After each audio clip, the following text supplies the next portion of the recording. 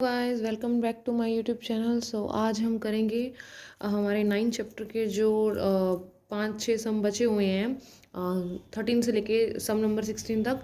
तो इस वीडियो में हम वो करेंगे। नाउ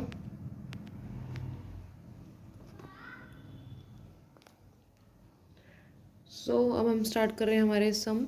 हमारे जो 13 सम है वो बोल रहा है कि आपको as observed from the top of 75 metre high lighthouse from the sea level. इन्होंने ये बोला है हमें, ये बोल रहा है कि हमारे पास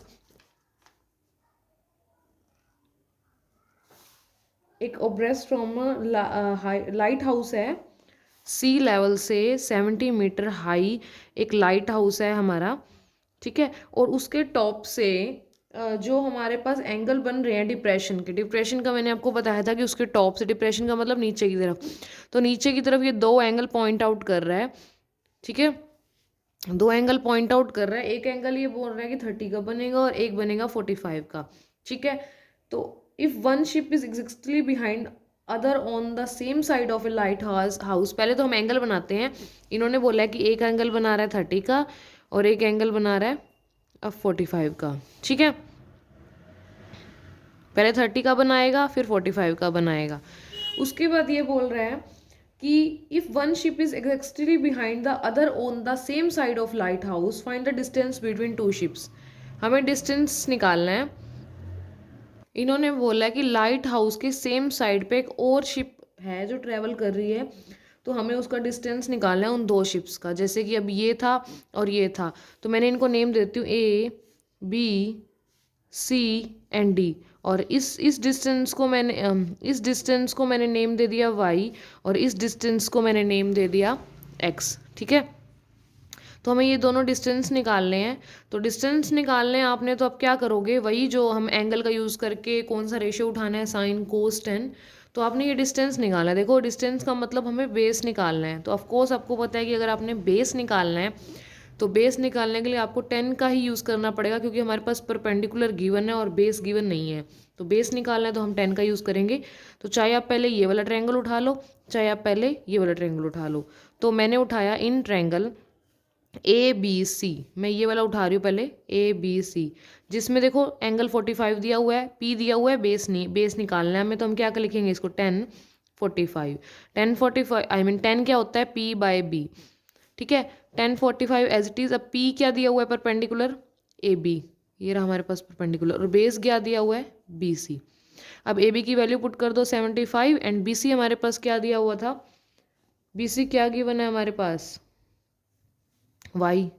और 10 45 क्या होता है, 1 is equal to 75 upon y, cross multiply, y is equal to 75, इसको हमने नेम दे दिया 1। देखो हमें इस पूरे का डिस्टेंस निकालना है, तो हमने इसको टुकड़ों में डिवाइड कर रखा है, एक वाई ले लिया एक एक्स। तो पहले मैं एक्स वाई की वैल्यू निकाल ली, अब मेरी वाई किसकी वैल्यू निकालनी रहेगी, एक्स की। जब हम एक्स की और वाई की दोनों की वैल्यू निकाल लेंगे तो ये डिस्टेंस हमारा कंप्लीट हो जाएगा, ठीक है। तो मैंने वाई की निकाल ली, अब हमें किसकी निकालनी है, एक्स की। एक्स की निकालने के लिए हमें कौन सा ट्रायंगल चाहिए, ए बी डी। तो इसको मैं 1 ले लेती हूँ। नेक्स्ट हम ट्रायंगल लेंगे ए बी डी, उसमें भी हम 10 का यूज़ करेंगे क्योंकि परपेंडिकुलर दिया हुआ है, बेस चाहिए। तो एंगल चेंज हो जाएगा, एंगल क्या होगा हमारा, क्योंकि बड़ा ट्रायंगल है, बड़े ट्रायंगल में एंगल 30 बन रहा है, तो 10 30 is equal to P by B. अब हमारे पास 10 30 क्या होता है, 1/√3, और परपेंडिकुलर क्या दिया हुआ है हमारे पास, ए बी यानी कि 75, और बेस क्या दिया हुआ, देखो अब हमने बड़ा ट्रायंगल यूज़ किया है ए बी डी, तो इस बी डी के अंदर देखो पूरा बेस आएगा, पूरा बेस मतलब एक्स भी आएगा और वाई भी। इसको मैं क्या लिखूंगी, एक्स प्लस वाई, ठीक है। अब देखो x प्लस वाई, अब इसमें से हमें एक वैल्यू हमने निकाल रखी है ऊपर y, एक बार आप एज इट इज़ ऐसे चलो या y की वैल्यू रख दो, वो आपकी मर्जी है। तो मैं y की वैल्यू इसमें रख रही हूँ, क्योंकि हमने x प्लस वाई क्यों लिया, क्योंकि हमें बड़ा ट्रायंगल यूज़ कर रहे हैं ए बी डी। अब बड़े ट्रायंगल में p ये है, b ये है, b मतलब b और d, और बी डी दो टुकड़ों में डिवाइड है, D C plus C B.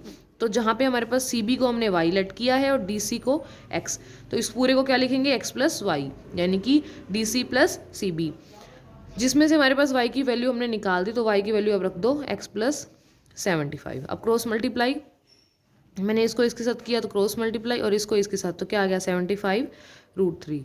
अब x को अकेला छोड़ेंगे क्योंकि हमारे पास हमें x की वैल्यू चाहिए, तो इधर जाके माइनस का 75। अब इसमें से 75 कॉमन आ रहा है तो अंदर क्या आ जाएगा √3 - 1 मीटर। ये किसकी वैल्यू आ गई, x की, और यहाँ पे किसकी आई थी, y की। तो ये दोनों x और y हमने दोनों का डिस्टेंस निकाल दिया। ये था हमारा 13 सम, हमें यही फाइंड आउट करना था।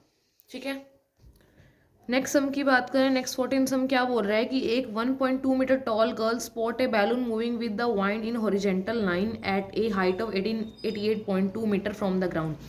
क्या बोल रहा है कि एक 1.2 मीटर की गर्ल खड़ी है। ये मैंने 1.2 मीटर की एक गर्ल ले ली, ठीक है, इतनी, तो ये दोनों साइड लेंथ तो सेम ही होगी गर्ल की, ठीक है। और उसने जो देखा ना कि एक बैलून है जो 88.2 मीटर फ्रॉम द ग्राउंड, मतलब ग्राउंड से जो उसकी ऊंचाई है वो 88.2 मीटर है, इतना ऊंचाई पे वो उड़ रहा है, ठीक है। अच्छा, उसने देखा the angle of elevation of the balloon from the eyes of the girl at any instant is 60 and after some time the angle of elevation reduce to 30। तो क्या बोल रही है कि जब वो यहाँ पे खड़ी थी तो बैलून यहाँ पे था, ठीक है। अब बैलून यहाँ पे था, तब वो जो बैलून यहाँ पे था ना, बैलून की क्या हाइट थी 88.2, तब वो यहाँ पे जो एंगल बना रहा था ना, वो एंगल बना रहा था 60 का। मतलब जब उसके पास बैलून था तब वो एंगल बना रहा था 60 का, और जैसे जैसे वो हॉरिजेंटली आगे होता गया, हॉरिजेंटली का मतलब उसी सीधी लाइन में, स्लीपिंग लाइन में, मतलब ऐसे ऐसे इधर मूव करता गया, जैसे जैसे वो हवा में इधर जाता गया ना सीधी लाइन में, तो उसने अपना एंगल चेंज कर लिया और एंगल बना लिया 30। दिख रहा है आपको, जब गर्ल के जो चीज़ हमारे नज़दीक है तब एंगल बड़ा बनाएगी, जब वो दूर जाती जाएगी तो एंगल छोटा बना लेगी, ठीक है। एंगल 60 था जब वो यहाँ पे था, यहाँ पे जब बैलून पहुंचा तो एंगल बना लिया उसने 30, ठीक है। अब उन्होंने बोला क्या है, find the distance travel by the balloon during the interval. अब यहाँ से जब यहाँ पर बैलून गया तो हमें वो डिस्टेंस फाइंड आउट करना है। कहाँ से बैलून यहाँ पे था इस पॉइंट पे, और यहाँ पर गया तो हमें ये वाला डिस्टेंस फाइंड आउट करना है, ठीक है। मैं इसको नेम दे देती हूँ ABC। देखो आपने एक बात नोट की, अब हमें ये वाला डिस्टेंस निकालना है। अगर आपको ये वाला डिस्टेंस निकालना है तो सबसे पहले हमें क्या निकालना पड़ेगा, ये पूरा डिस्टेंस। पूरे डिस्टेंस में से जब हम इतना डिस्टेंस माइनस कर देंगे तो हमारे पास ये बचा हुआ डिस्टेंस आ जाएगा। तो मतलब कहने का मतलब ये है कि सबसे पहले हमें ये पूरा बेस निकालना पड़ेगा, उसके बाद ये, और आफ्टर ये अपने आप आ जाएगा, ठीक है। तो देखो अब आपको एक बात और ध्यान रखनी है। अब ये देखो ये 88.2 है और ये 88.2 है। अब आप बताओ जहाँ पे भी हमारे पास परपेंडिकुलर का यूज़ होगा तो क्या हम 88.2 यूज़ करेंगे? नहीं, क्यों? क्योंकि देखो 88.2 में से 1.2 तो गर्ल की हाइट है, ठीक है ना। तो हम गर्ल की हाइट क्यों ले रहे हैं? जब हमें डिस्टेंस बैलून्स का निकालना है और ग्राउंड से बैलून तक की दूरी है, तो हमें गर्ल्स की आइज से लेना है ना। तो मतलब गर्ल्स का जो हाइट है वो माइनस करनी है। तो मतलब क्या करेंगे हम, हमारे पास अब हमें देखो ये दिया हुआ था ईडी 88.2, तो ये AC के इक्वल है, ED is equal to AC, मतलब ये भी 80.2 है। तो हम क्या करेंगे 88.2 में से 1.2 माइनस कर देंगे, ठीक है। क्यों माइनस किया? क्योंकि हमने जो गर्ल की हाइट थी वो इसमें से माइनस कर दी, मतलब हमारा जो परपेंडिकुलर है वो ये होगा, ये यूज़ करेंगे 87, ठीक है। स्टार्ट करते हैं। इन ट्रायंगल ABC, आप चाहे ये वाला ट्रायंगल यूज़ कर लो पहले, चाहे आप ये वाला 60 वाला कर लो, 30 वाला कर लो, आपकी मर्जी है। तो मैं पहले 60 वाला यूज़ कर रही हूँ। मैं पहले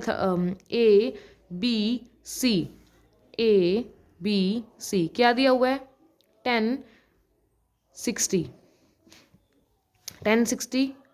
10 होता है P/B। अब P क्या था हमारे पास, ठीक है, AC, और B क्या था बेस BC। तो AC बाय BC, ठीक है। अब AC की वैल्यू क्या दे रखी है 88.2 नहीं 87, क्योंकि मैंने अभी आपको बताया 1060 की वैल्यू पुट करोगे तो क्या आएगी हमारी √3। AC 87 और BC बेस हमें गिवन नहीं है तो एज इट इज़ BC रहने दो आप। तो क्रॉस मल्टीप्लाई, तो यह आ जाएगा BC √3 इज इक्वल टू 87। लेकिन हमें BC अकेला चाहिए तो BC को एज इट इज़, ये दोनों मल्टीप्लाई में थे उधर जाके डिवाइड में, तो ये BC आ गया हमारे पास 87/√3, इसको मैंने ले लिया 1। अब मैंने इसको 1 लिया, रीज़न ये था क्योंकि हमारे पास BC आया अभी, सिर्फ हमें ये पूरा चाहिए, ठीक है। तो नेक्स्ट क्या करेंगे हम, कौन सा ट्रायंगल यूज़ करेंगे, इन ट्रायंगल कौन सा, ये DBE, DBE, ठीक है। DBE में क्या ये 10 क्या आएगा, 10 30 10 30 10 30 हमारा क्या होता है 1/√3, और 10 P/B, P क्या था हमारे पास DE, और B क्या था BE या EB। तो 1/√3 इज इक्वल टू DE क्या आया है हमारे पास 87, मतलब परपेंडिकुलर 87। BE क्या था बेस, BE क्या था, 2 टुकड़ों में डिवाइड किया था ना हमने, BE क्या था BC प्लस CE 1/√3। अब देखो 87/BC प्लस CE था, तो BC की वैल्यू हमने क्या निकाली थी 87/√3, और प्लस CE एज इट पड़ा रहने देते हैं, ठीक है। मैंने एज इट इज़ रख दिया। अब क्या करेंगे, LCM लो आप पहले, यहाँ पे नहीं, यहाँ पे LCM लो पहले, ये एज इट इज़ पड़ा रहने दो, 87/87 CE√3, ठीक है। अब उसके बाद आप इसको सॉल्व करोगे। अब सॉल्व कैसे करना है वो मैं आपको बताती हूँ। ये मेरे पास गिवन है, हम इसको करेंगे सॉल्व। तो क्या करेंगे, सबसे पहले आप इसको एज इट इज़ पड़ा रहने दीजिए इस साइड वाले को, और 87, और नीचे वाली चीज़ को सिर्फ सॉल्व करना है क्योंकि ये बाय में है, तो LCM लेंगे हम, तो ये आ जाएगा 87 प्लस CE√3/√3, ठीक है। इसको एज इट इज़ चलने देना है। उसके बाद अब ये देखिए, ये 87 था और ये वाला फ्रैक्शन में है, और ये इसके बाय में था पूरा, इसके बाय में ये। तो हम क्या करेंगे, जब कोई चीज़ बाय में होती है तो वो भी फ्रैक्शन में, तो हम उसको क्या कर देते हैं, रेसिप्रोकल कर देते हैं। तो ये आ जाएगा √3, ये रेसिप्रोकल हो जाएगा, ये वाली चीज़ के बाय में ये पूरी चीज़ है नीचे वाली, ये वाली। तो हमने रेसिप्रोकल कर दिया। ये मैथमेटिकल रूल है कि अगर किसी चीज़ के बाय में फ्रैक्शनली मतलब किसी जैसे 1 के बाय में 1/2 है, तो 1 के बाय में जो 1/2 है ना, उधर जाके 2/1 हो जाएगा। तो ऐसे ही मैंने किया √3 बाय में दिस, ठीक है। अब उसके बाद क्या करेंगे हम, इसको इसके साथ मल्टीप्लाई, और नीचे आ गया हमारा 87 प्लस CE√3, और बराबर में पड़ा है 1/√3। क्रॉस मल्टीप्लाई किया तो ये इसके साथ पूरा मल्टीप्लाई, 87 प्लस √3 CE, और इसको इसके साथ, तो 87 √3 मल्टीप्लाई √3। अब 80 √3 मल्टीप्लाई √3 क्या होता है 3, मतलब इसकी जगह आ गया 3। तो ये मेरे पास आ गया 261, ठीक है। और ये पड़ा 87 प्लस √3 CE। अब ये 87 उधर जाके माइनस का, इधर बचा √3 CE। तो ये मेरे पास आगे से 174, ठीक है, 174 आ गया। अभी जो √3 है उधर जाके डिवाइड में, ये बच गया मेरे पास CE सिर्फ, ठीक है। अब हमें CE चाहिए था ना, तो मैंने CE निकाल लिया। अब क्या है, अब देखो बाय में आंसर आ रहा है, लेकिन हमें आंसर को बाय में नहीं चाहिए, और ऊपर से रूट में है, तो हम क्या करेंगे, इसको रैशनलाइज करेंगे। रैशनलाइज √3 मल्टीप्लाई √3, तो इसको इसके साथ करो। अब √3 मल्टीप्लाई √3 3 कट करोगे, 3 5 जा 15, 3 8 24, तो ये आ गया 58 √3 CE की वैल्यू। और अब मेरे पास CE क्या था, ये वाला। तो समझ में आया, मैंने ये आपको पूरा सॉल्व करके दिखाया। अगर आपको फिर भी कोई डाउट है तो आप डाउट क्लियर करने के लिए कमेंट बॉक्स में कमेंट कर सकते हो, और I will sort your answer as soon as possible. So thank you for watching my video, और अनदर सम्स लाइक 15 और 16 वो हमारी नेक्स्ट वीडियो में आएगा। So thank you for watching my video, thank you so much.